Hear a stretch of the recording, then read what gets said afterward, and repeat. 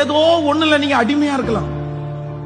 கர்த்தர் பல வருஷமா உங்களிடத்துல சொல்லிட்டு இருக்கலாம், பல மாதங்களா உங்கள்கிட்ட சொல்லிட்டு இருக்கலாம், இதை விட்டுருமா, இது உனக்கு சரியாகாது, இது விட்டுருப்பா, இது உன்னுடைய எனக்கு என்னுடைய சித்தம் இல்ல, இந்த காரியத்தை நீ விட்டுரு, இந்த காரியம் உன்னை அழிச்சிடும், இந்த காரியம் உன்னுடைய கிருபைகள் எல்லாம் உன்னை விட்டு எடுத்துரும், இந்த காரியத்தோட நீ வாழாத, நீ ஸ்பெஷலா அழைக்கப்பட்ட ஒரு தேவனுடைய பிள்ளை, உன்னை தாயின் கருவில் உருவாகும் முன்னே நான் தெரிந்து கொண்டேன், அதுக்காக தான் இந்த திருச்சபையில் நான் உன்னை வச்சிருக்கிறேன், அதுக்காக தான் உனக்கு ரட்சிப்பு கொடுத்துறேன், நீ விட்டுரு விட்டுரு விட்டுருன்னு சொல்லி இந்த திருச்சபைக்கு நீங்க வந்த நாள் முதற்கொண்டே ஆண்டவர் பேசிக் கொண்டிருக்கலாம்.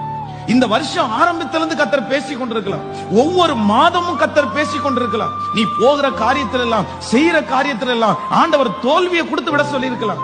ஆண்டவர் உங்களுக்கு நிறைய பேரை வச்சு உங்களை அவாய்ட் பண்ண சொல்லி உங்களை விடு அப்படின்னு சொல்லி இருக்கலாம். பலவிதமான முயற்சிகளை ஆண்டவர் எடுத்தும் இன்னும் விடல. என்னால் அதை விட முடியல, நான் விடலன்னு